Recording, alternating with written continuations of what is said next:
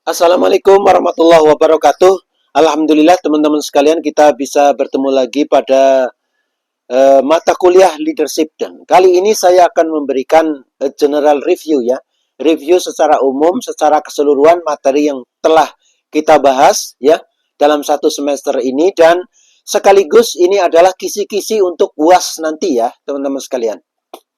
Oke, saya akan meringkas secara umum materi yang sudah saya sampaikan. Sehingga teman-teman tuh punya gambaran ya sederhananya materi ini ya, pola-polanya itu. Sehingga nanti kalau ada beberapa hal yang merasa belum paham juga bisa di follow up kembali. Dan sekali lagi juga, sekali lagi ini adalah juga kisi-kisi UAS kita. Oke, kita telah membahas beberapa poin penting ya di dalam leadership ini. Poin penting itu meliputi satu adalah definisi ya, definisi leadership.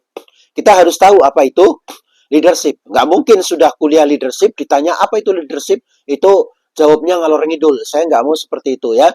Jadi ya mungkin bisa jawab tapi nggak ngerti dia, cuma cuma apa namanya ngarang nggak tahu arah gitu. Saya sering kok terjadi seperti itu ya. Sudah kuliah ini itu ditanya bingung juga kalau dites secara lisan gitu. Jadi perhatikan dilihat lagi definisi leadership. Saya sudah berikan materinya secara sederhana ya. Ya kan simpelnya how to move people toward goal ya. Bagaimana leadership adalah kemampuan atau proses bagaimana mendirect mengarahkan follower mengarahkan anggota untuk mencapai satu tujuan. Nah, itu satu soal definisi ya. Yang kedua kita belajar apa? Yang kedua adalah belajar tentang apa namanya style kepemimpinan ya. Gaya kepemimpinan ya, gaya kepemimpinan kita punya tiga kan, kita punya tiga gaya. Kalau nanti baca buku banyak-banyak itu bisa lebih ya. Saya jelaskan berulang kali ini yang paling dasar supaya memudahkan. Hanya tiga gaya kepemimpinan. Yang pertama adalah otoriter ya, otoritarian. Yang kedua adalah demokratis. Yang ketiga adalah transformatif. Nah, detailnya silakan dibuka lagi materi ini. Kemudian kita ada skill dasar di dalam memimpin ya. Skill dasar itu adalah hal utama yang harus kita kuasai, yaitu ada 5 ya, ada 5. Yang pertama adalah memimpin dengan yang pertama adalah yang pertama adalah luring gitu ya, luring yaitu memberikan umpan kepada follower. Yang kedua adalah persuasion ya, persuasi, secara persuasi ya. Nanti kalau belum paham lupa lihat lagi. Yang ketiga adalah threat ya, threat memberikan ancaman atau tekanan. Yang keempat adalah public speaking ya, kemampuan bicara di depan umum. Kemudian yang kelima adalah example, by example. Ada 5 kemampuan dasar di dalam kita memimpin ya. Lihat lagi penjelasannya jika teman-teman lupa ya. Oke, kemudian pada bagian berikutnya kita mempelajari berbagai hal terkait dengan potensi kepemimpinan ya. Potensi kepemimpinan.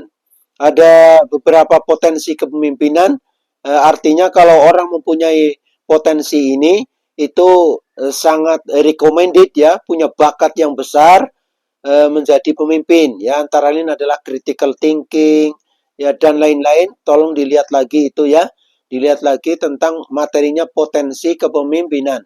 Tapi kita menggarisbawahi di situ teman-teman ya, bahwa kepemimpinan itu majority 98% itu adalah latihan. Ya memang ada orang yang punya bakat dari sononya ya sangat kecil. Bahkan ada orang yang sama sekali nggak bisa jadi leader, mau diapa-apain dilatih susah, tapi itu udah kecil sekali.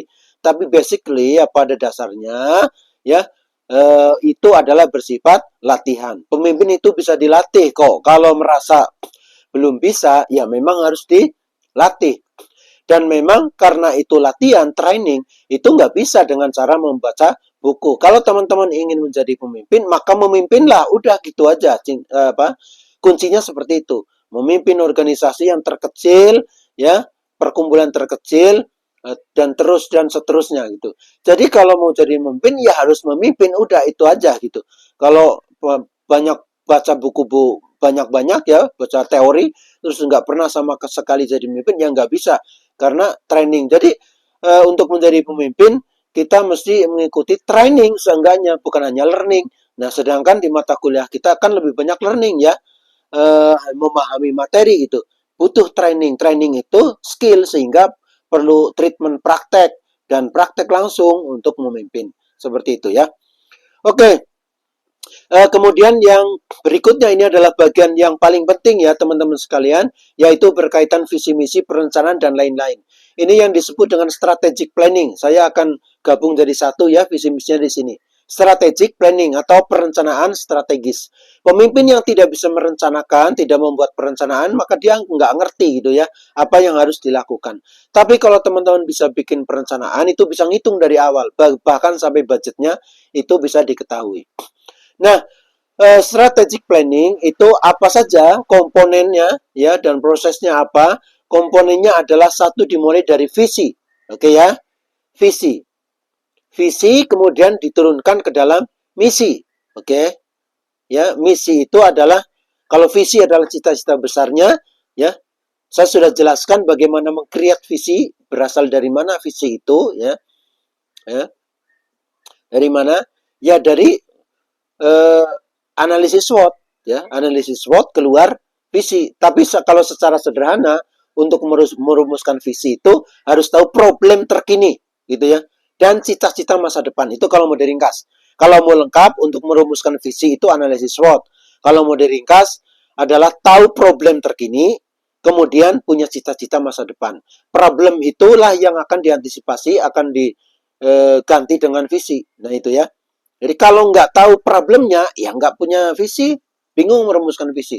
Jadi visi itu nggak hanya retorika ya, tapi tahu problemnya, sehingga punya cita-cita, yaitu visinya gitu ya. Nah, visi diturunkan dalam misi. Misi itu adalah apa yang harus dilakukan untuk mencapai visi, kayak gitu ya. Kalimatnya kalimat proses, ya, apa yang harus dilakukan, kan gitu ya.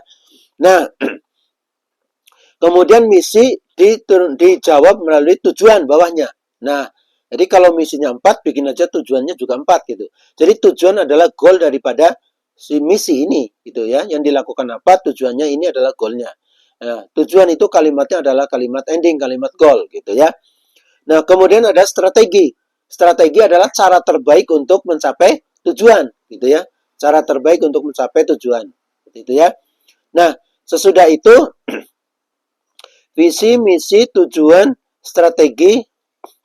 Kemudian di bawahnya ada namanya indikator, ada sasaran, maaf, sasaran dulu ya.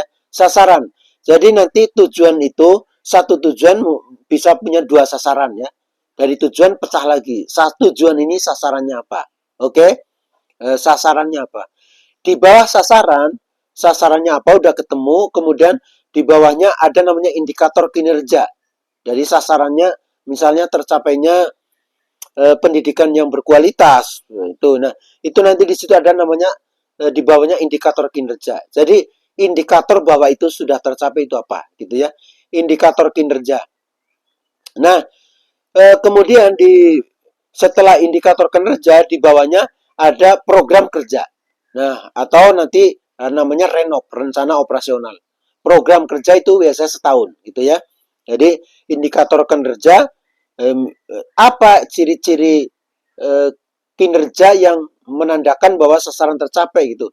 Nah, baru di bawahnya program kerjanya. Jadi aksinya apa untuk mencapai indikator ini. Ya. Nah, di dalam program kerja itulah ada budgeting, ada anggaran di situ ya, ada anggaran. Jadi ketemu semua anggarannya, biayanya berapa untuk mencapai visi, berapa tahun dah ketahuan. Ya, saya ulang lagi urut-urutan proses daripada strategic planning ya, atau perencanaan strategis. Yang pertama visi, kemudian misi, tujuan, strategi, sasaran ya, indikator kinerja, kemudian program kerja. Oke, selanjutnya teman-teman sekalian, kita juga pelajari komunikasi ya. Intinya komunikasi itu apa ya? Bagaimana penerapannya di dalam organisasi. Kemudian public speaking itu adalah teknik berpidato di depan umum, itu dipelajari saja sedikit ya, bagaimana tekniknya. Oke, itu saja teman-teman. Terima kasih. Mohon maaf. Wassalamualaikum warahmatullahi wabarakatuh.